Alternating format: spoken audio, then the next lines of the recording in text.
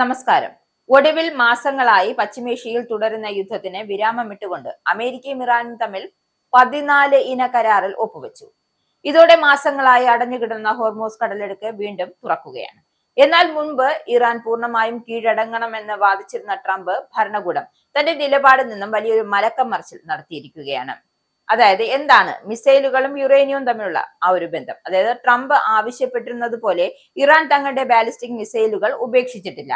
അയൽ രാജ്യങ്ങൾക്കും മിസൈൽ ശേഷിയുള്ളത് കൊണ്ട് ഇറാൻ അത് കൈവശം വെക്കുന്നത് ന്യായമാണ് എന്ന നിലപാടിലാണ് G7 ഉച്ചകോടിയിൽ ട്രംപ് സ്വീകരിച്ചത്.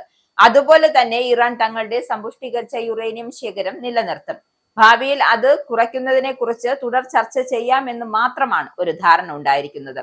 കരാർ ഒപ്പുവെച്ചതോടെ ഇറാനെതിരെയുള്ള സാമ്പത്തിക ഉപരോധങ്ങൾ ഉടനടി ഇളവുകൾ പ്രാബല്യത്തിലെത്തും. ട്രംപ് ആവശ്യപ്പെട്ട നിരുപാധികമായ കീഴടങ്ങൾ ഈ കരാർ ഒരിടത്തും കാണാനില്ല. താൻ ഉദ്ദേശിച്ചതിനേക്കാൾ കൂടുതൽ കാര്യങ്ങൾ ഇറാൻ നേടിയെടുത്തോ എന്ന സംശയം ഇതിനകം തന്നെ ഉയർന്നിട്ടുണ്ട്. കരാറിൽ ഒപ്പുവെച്ചു എങ്കിലും ഈ സമാധാന ദൗത്യത്തിൽ ട്രംപ് വിചാരിച്ചതിലും വലിയ വിട്ടുവീഴ്ചകൾ ചെയ്തു എന്നാണ് രാഷ്ട്രീയ നിരീക്ഷകരുടെ വിലയിരുത്തൽ.